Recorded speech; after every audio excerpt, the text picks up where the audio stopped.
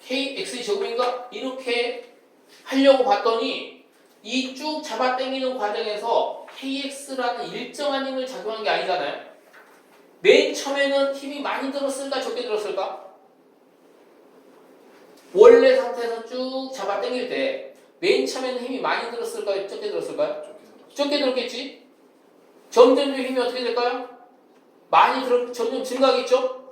그래서 x만큼 잡아당겼을 때 가해주고 있는 힘이 kx라는 거야. 그러면 평균적인 힘은 얼마나 할 수 있죠? 평균적인 힘은 쭉 잡아당길 때 평균적인 힘. 맨 처음에는 거의 늘어난 길이가 제로니까 힘이 제로야. 힘이 쭉 증가해 최대 힘이 kx야. 그럼 평균적인 힘은 얼마나 할 수 있어? 절반이 넘을 수 있죠. 이때 최대값이고 이때 0이란 말이야. 0이고 이때 kx야. 그러면 쭉 잡아당기는 평균값은 2분의 1 kx라고 볼 수 있어. 평균적인 힘은. 그리고 이동거리가 이 잡아당기는 동안 이동거리가 x니까 2개 곱해서 2분의 1 kx 제곱이다. 이런 결론이 나오는 거고요. 사람이 해준 일이 이만큼 되고 즉 이게 에너지를 저장했다. 이런 얘기예요. 역시 물리는 할 게 아닌가요? 자, 이걸 이제 그래프로 표현해보면 이렇게 됩니다. 거리에 따른 힘 그래프를 그려보는 거야. 이렇게 잡아당기는 동안 거리에 따른 힘 그래프를 그려보면 이렇게 증가하는 그래프가 나옵니다. 여기가 x만큼 당겼을 때 그때 힘이 얼마냐? 이게 kx라는 힘의 크기라는 거야. 그럼 평균값은 이 중간값이 되겠지. 근데 우리가 힘 거리 그래프에서 넓이는 뭐라고 배운 적이 있냐면 넓이는 한 1이다라는 거를 배운 적이 중학교 때 있나요? 이게 중3 때 나오나? 그냥 가물가물하네. 중3 아니면 중2 때 이 1 에너지가 나오나? 아마 중3 때 나오나 보구나. 힘 거리 아까 1에서 1은 힘 곱하기 거리라고 했잖아. 그러니까 이 두 개를 곱한 게 바로 그래프 면적이 의미하는 겁니다. 그래프 면적이라고 하는 건 힘 곱하기 거리가 의미한다는 거야. 그러니까 이 면적이 뭐야? 한 1이죠. 그래서 한 1이 2분의 1 kx 제곱이 되고 그만큼 저장된 에너지도 2분의 1 탄성 에너지도 2분의 1 kx 제곱이다 라는 건데 쌤이 장황하게 설명했는데 결국은 너희들이 이제 반복해서 숙달해야 될 건 뭐냐? 이거 외우는 거야. 이 세 가지를 외우는 겁니다. 그리고 이 두 가지는 묶어서 포텐셜 에너지라고 부르는 거고요. 요거는 운동 에너지라고 하는 거고 요거 두 개를 묶어서 이제 뭐라고 하냐? 운동 에너지와 포텐셜 에너지를 묶어서 뭐라고 하냐면 역학적 에너지라고 합니다. 역학적 에너지. 그럼 역학적 에너지랑 다른 에너지가 또 있냐? 그렇습니다. 역학적 에너지 말고 다른 에너지도 있어. 예를 들면 열 에너지, 뜨거운 놈이 갖고 있는 열 에너지라든가 빛 에너지 또는 소리 에너지 또는 너희들이 점심 때 피자를 먹었어. 그럼 뭐야? 피자 에너지. 아침에 밥을 먹었어. 밥 에너지. 이상한 눈빛으로 보지 말고 그런 게 있어 진짜로. 근데 피자 에너지, 밥 에너지, 국 에너지 이건 전부 다 뭐에 속할 수 있냐면 화학 에너지라고 볼 수 있죠. 물질이 갖고 있는 물질의 분자 구조에 들어가 있는 에너지를 우리가 섭취하는 거거든. 음식을 먹으면서. 그러니까 그런 에너지들이 다 있는 겁니다. 역학적 에너지 말고 다른 에너지도 있고 그런 모든 에너지를 다 합쳐서 그냥 에너지라고 하는 것입니다. 우주에는 모든 에너지가 보존된다라는 에너지 보존 법칙이 있어. 전체 우주의 모든 에너지는 다른 걸로 전환될 뿐이지 뭐 새로 생겨나거나 없어지지 않는다. 이런 에너지 보존 법칙이 있고요. 우리가 이 시간에 배워야 될 거는 역학적 에너지 보존 법칙이라는 걸 배울 거야. 그러니까 역학적 에너지 보존 안 되면 이 에너지는 다른 에너지로 바뀌는데 역학적 에너지가 보존되는 조건이 있는 거고 그 상황에서 어떻게 이제 문제를 풀 것인가 이런 걸 배울 겁니다. 다시 한번 정리하면 요 세 가지 에너지들을 다 공식을 외워야 되고요. 공식을 외웠고 중력 포텐셜 에너지와 탄성 포텐셜 에너지는 포텐셜 에너지에 속하고 이 포텐셜 에너지와 운동 에너지를 더해서 역학적 에너지라고 하는 거구나. 여기까지는 숙지를 해놓으면 되겠습니다.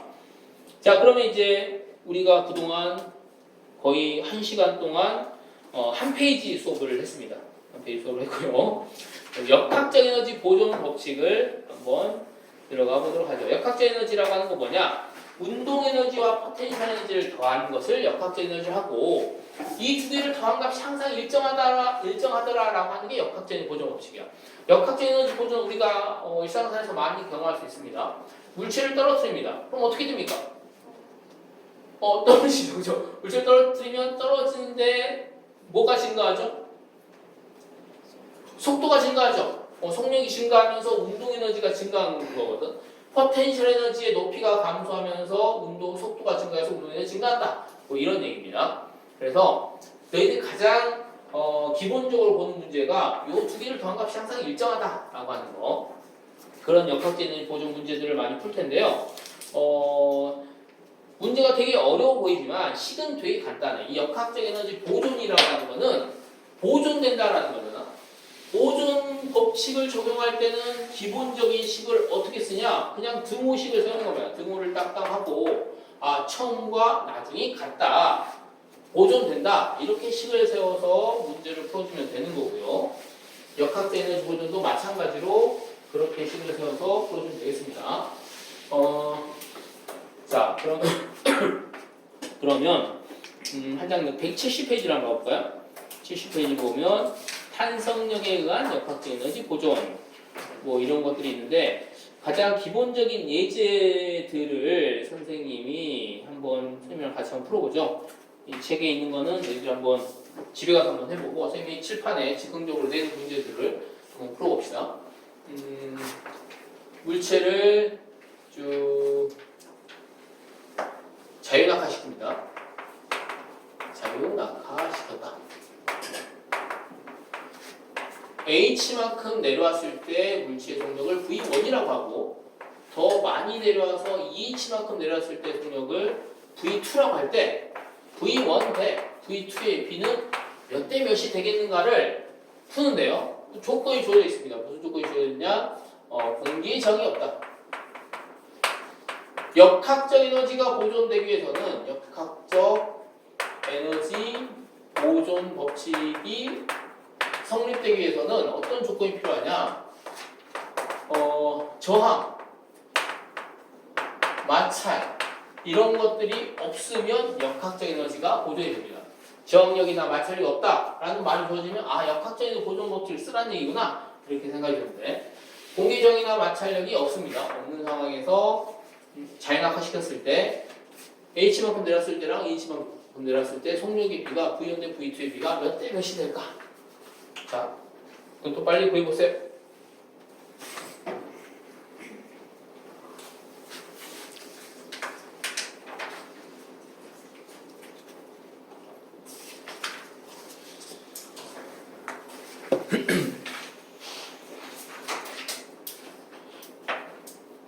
권사입니다. 손 들어보세요.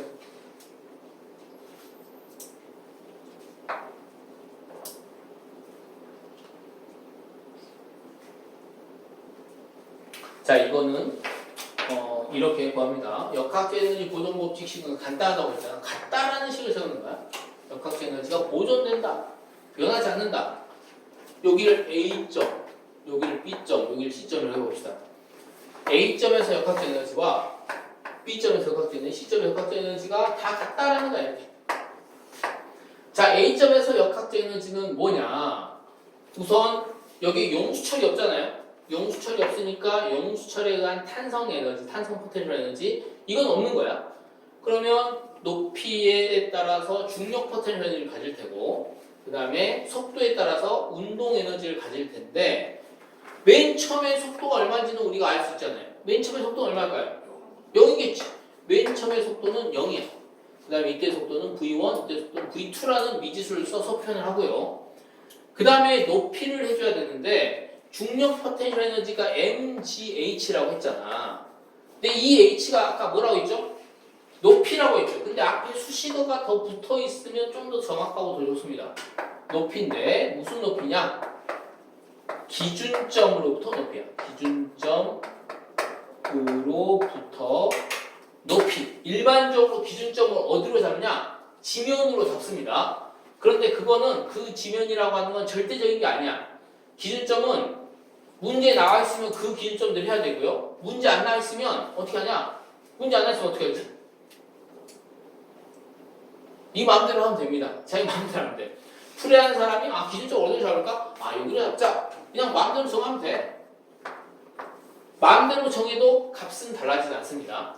그 기준점을 그대로 유지한 상태로 남의 식을 쓰면 달라지지 않고 우리는 여기를 기준점 한번 잡아보겠습니다. 그러면 자, 왜 A 지점에서 역학적 에너지라고 하는 건 역학적 에너지는 운동 에너지 플러스 포텐셜 에너지잖아요. 이건 중력 포텐셜 에너지죠. 이 두 개를 더한 걸 역학적 에너지라고 해.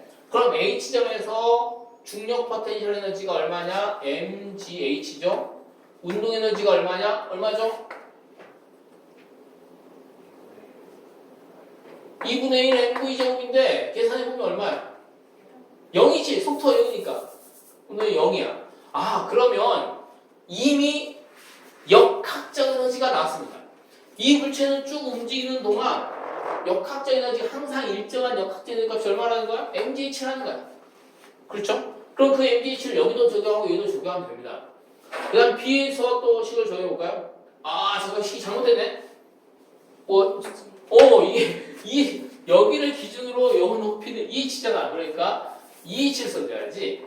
그래서 EH 이렇게 써줘야지. 그죠? 그래서 A 값의 A 위치에서의 중력 포텐셜 에너지가 곧 역학적 에너지다라는 걸 알았고 그 역학적 에너지를 모든 지점에 다 적용할 수 있다는 겁니다.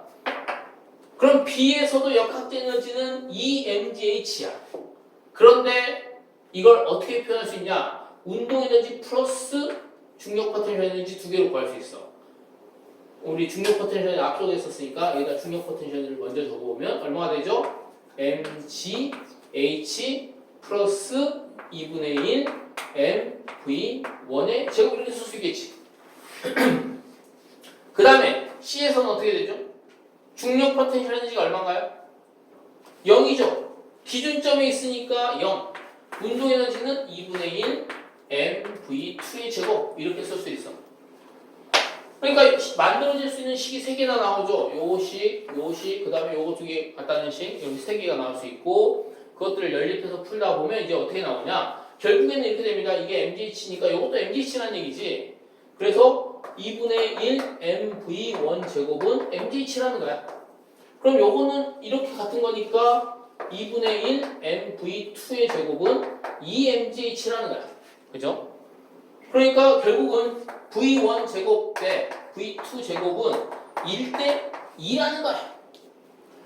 결국은 v1 대 v2는 1대 루트 2라는 거야.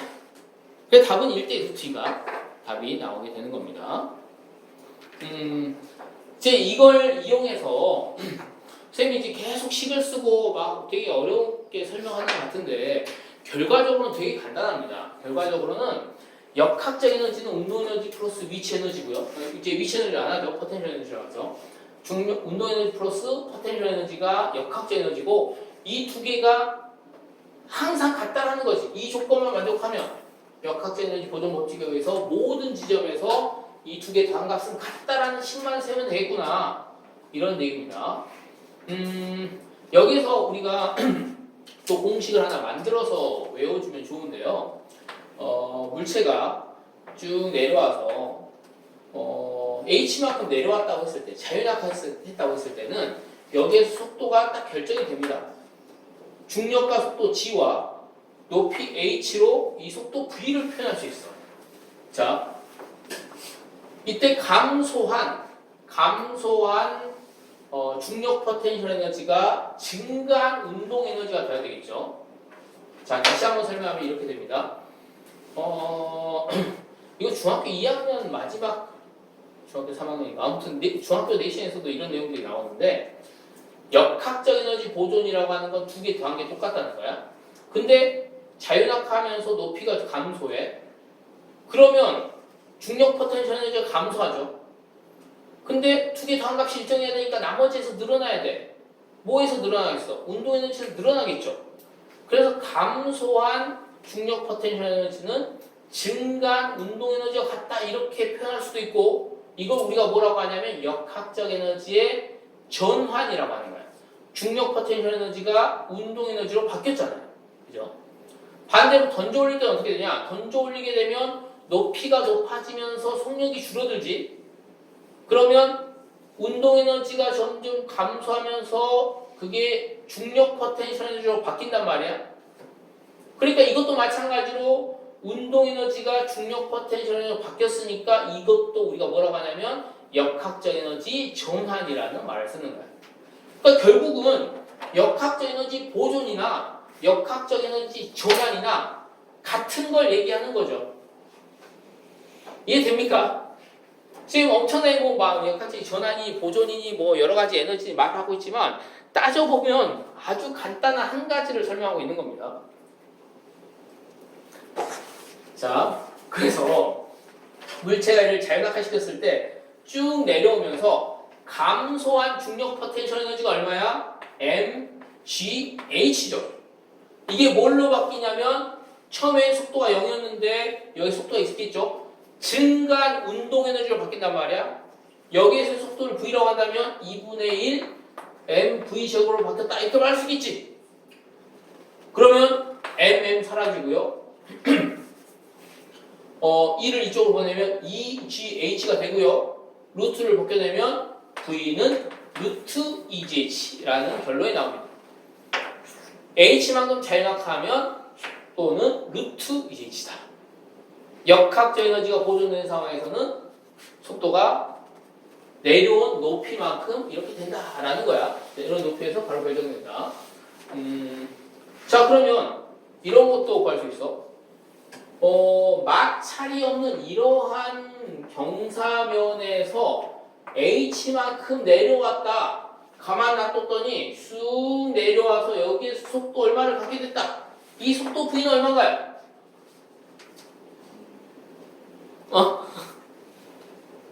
얼마?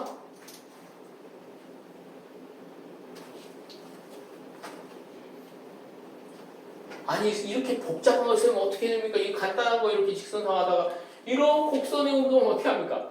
이게 바로 에너지를 배우는 우리가 이유입니다. 에너지는 아주 간단하게 에너지 보존 법칙을 쓰면 이런 복잡한 경우가 간단히 풀리는 거거든. 자, 여기에서 역학적 에너지와 여기서 역학적 에너지는 어떠냐? 같아. 왜냐하면 마찰이 없다고 선생님 얘기했거든. 그러니까 여기서 역학적 에너지 여기서 역학적 에너지 같은데 여기서 속도가 0이야? 운동 에너지 0이죠? 중력 포텐셜 에너지와 같이 그 중력 포텐셜 에너지 mgh가 여기서 운동 에너지 다 바뀌었으니까 똑같이 이 식을 쓸 수 있는 거지. mgh가 있는 mv가 된 거야. 그래서 h만큼 내려왔으면 수직으로 내려온 높이가 h면 속도는 어떻게 된다? 루트 2jh가 된다. 루트 2jh. 이거 외워놔야 됩니다. 루트 2jh. 여기서 보면 질량을 만약에 쌤이 이렇게 질문해볼까요? 질량이 m인 물체가 루트 2jh가 됐어. 질량이 2m인 물체라면 여기에서 속도가 얼마나 될까? 얼마나 될까요? 똑같죠. 이 질량이 여기서 소모가 됐잖아. 질량하고 관계없이 질량 관계없다는 거야. 이 시그에서는 질량과 관계없이 속도가 결정이 된다. 루트 2jh가 된다는 거야.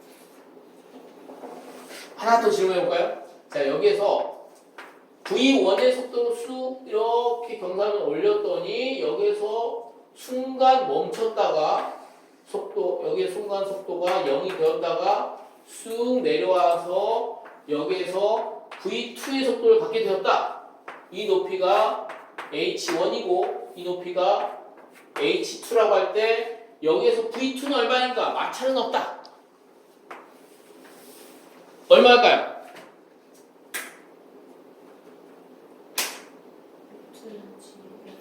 루트 2gh2가 되지. 속도가 0인 상태에서부터 쭉 내려온 수직 높이만 보면 돼. 그래서 루트 2gh2 이렇게 표현해 줄 수 있습니다. 에너지 보존 법칙을 자유자재로 쓰면 아주 복잡해 보이는 문제도 간단하게 해결될 수 있다. 이거는 선생님이 지금까지 풀이한 거는 이제 중력 포텐셜 에너지와 운동 에너지를 더한 값이 일정한 거. 그런 경우에 대해서 설명을 했고 이번에는 빨리 정리 한번 해보세요.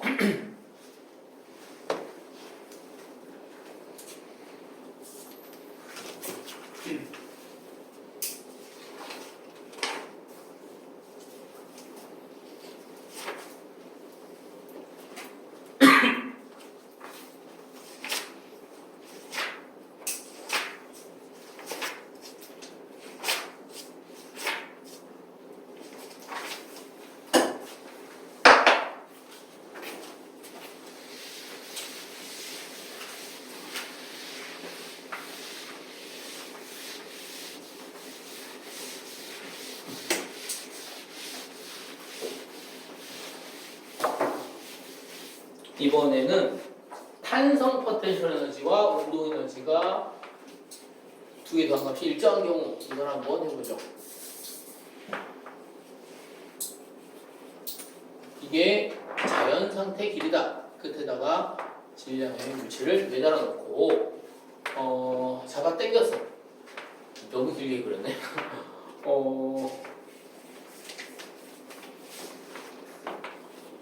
이렇게 x만큼 잡아 당겼습니다. 2를 해줘서 잡아 당겼죠. 여기서 저장된 이 상태에서 에너지는 어디에 저장되냐면 이 용철 안에 저장이 됩니다. 저장된 탄성 에너지가 얼마일까요? 탄성 포텐셜 에너지가 얼마죠? 2분의 1 K X의 제곱만큼 이렇게 저장되는 겁니다. 이거를 잡아 당겼다 놓습니다. 공기 저항이나 마찰을 다 무시한다면 요놈이 어디까지 압축될 것 같아? 이 원점을 기준으로 똑같이 양쪽에 대칭적으로 움직이게 됩니다. 그래서 이쪽으로 X만큼 최대로 압축이 되고 다시 왔다가 X만큼 늘어나고 공기 저항이나 마찰이 없으면 계속 주기적으로 이렇게 왕복 운동을 할 거야. 그렇게 됩니다. 언제 속도가 제일 빠를 것 같습니까? 왔다 갔다 할 때 1번 양 끝에서 제일 빠르다. 2번 한 가운데서 제일 빠르다. 어디서 제일 빠를까요? 2번. 그렇죠. 한 가운데가 빠릅니다. 이렇게 왔다 갔다 할 때 이 끝에선 제일 빠를 수가 없어. 왜냐하면 운동 방향을 바꾸는 지점에서는 항상 순간적으로 멈춰야만 돼. 속도가 0이 돼야만 되거든. 그래서 여기에서는 속도가 0이고 양 끝에서는 속도가 0이고 이 속도가 최대로 되고 이 속도가 이 정도 된다. 이렇게 생각하시면 돼요. 그러면 여기에서의 속도를 정중앙에서 가장 빠른 이 속도를 K 값과 X 값을 이용해서 표현하면 뭐라고 표현할 수 있을까? 질량 M과 자 여기서 이제 식은 이렇게 됩니다. 이렇게 왔다 갔다 움직일 때 공기의 저항이나 마찰이 없으면 운동 에너지와 탄성 에너지를 더한 값, 탄성 포텐셜 에너지를 더한 값이 역학적 에너지인데 이게 일정하다라는 이렇게 식을 세울 수 있거든. 자, 그럼 여기서 한번 표를 만들어 보겠습니다. 표를 만들어 보면 이렇게 해서 이제 세 칸으로 한번 나눠보죠. 양 끝에랑 정 가운데랑 한 가운데랑 이렇게 놓고 제일 위에다는 탄성 포텐셜 에너지, 그 다음에 여기다는 운동 에너지, 여기다는 역학적 에너지 한번 표를 만들어 볼까요? 이거 두 개 더한 게 이게 되겠죠? 역학적 에너지라고 하는 게 두 개 더한 거니까 여기서 탄성 포텐셜 에너지 얼마일까요? 한 가운데서 0이죠. 늘어나는 길이가 없잖아. 원래 길이죠. 여기서 탄성 포텐셜 에너지 얼마입니까? 2분의 1 K X의 제곱이죠. 여기도 마찬가지로 압축된 방향으로 X만큼 표현됐으니까 2분의 1 K X의 제곱이 되겠죠. 여기서 운동 에너지 얼마? 0. 여기서 운동 에너지 얼마? 0. 여기 속도를 V라고 한다면 여기서 운동 에너지가 2분의 1 mv 제곱이 되겠죠. 이게 두 개 더한 거를 역학전을 쓸 수 있으니까 결과적으로 역학적 에너지는 2분의 1 kx 제곱으로 쓸 수도 있고 2분의 1 mv 제곱으로 쓸 수도 있고 이거 두 개 같다는 거예요 결국은. 그래서 양 끝에서의 탄성 포텐셜 에너지 2분의 1 kx 제곱과 정중앙에서 운동에너지 2분의 1 mv 제곱이 같다. 이렇게 식을 세울 수 있습니다. 이해됐습니까?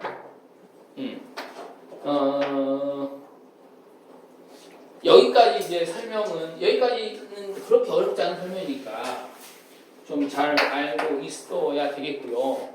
이제 여기 몇 명이에요? 2, 4, 6에 8에 9명이죠. 여기서 진짜 이 9명 중에 풀면 진짜 이 수업을 그냥 박차고 나가도 될 만한 진짜 천재라고 볼 수 있는 문제를 한번 내보도록 하겠습니다. 이거 맞추면 진짜 천재. 자, 이거까지 필기를 하고 여기도 한번 내볼 테니까 이것도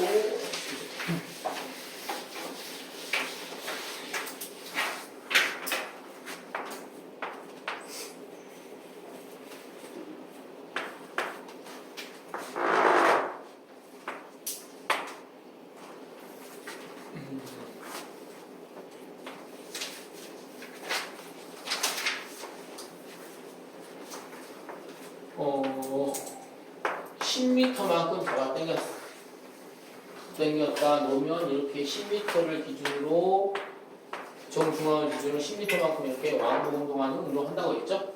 그때 여기에서 공의 속력이 얼마냐면 여기 속력이 10m/s였어. 정중앙에서. 그러면 5m만큼 떨어진 요 지점 쑥 올 거 아니야? 이때 속도 제일 빠르다 그랬죠? 이때 속력 V'은 얼마인가? 이게 문제거든요. 이걸 풀 수 있으면 이건 진짜 천재라고 선생님이 인정하도록 하겠습니다. 자, 한번 해보세요.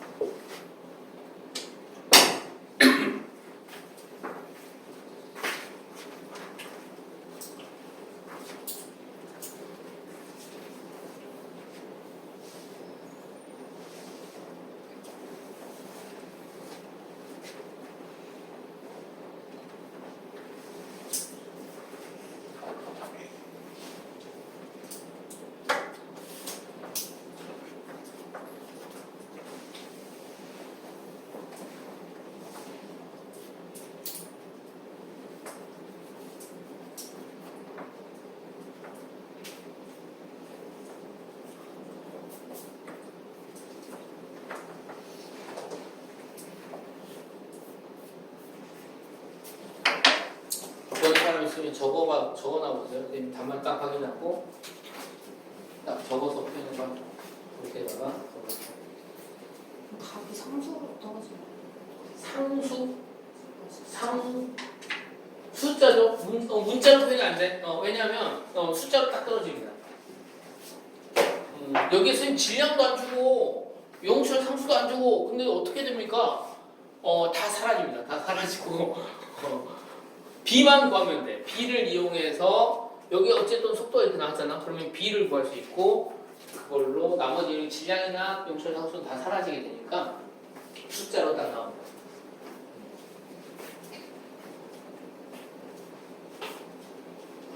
그랬으면 그랬으면 더 하고 선생님 힌트를 줄까요?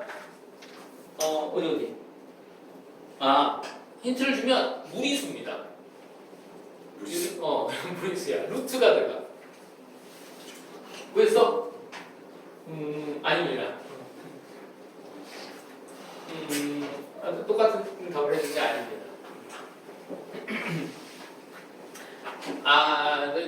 저기 절반이니까 여기 속도 0이고 여기 10이니까 절반 한 5 정도 될 것 같은데요? 그렇게 쉬운 문제가 아니죠.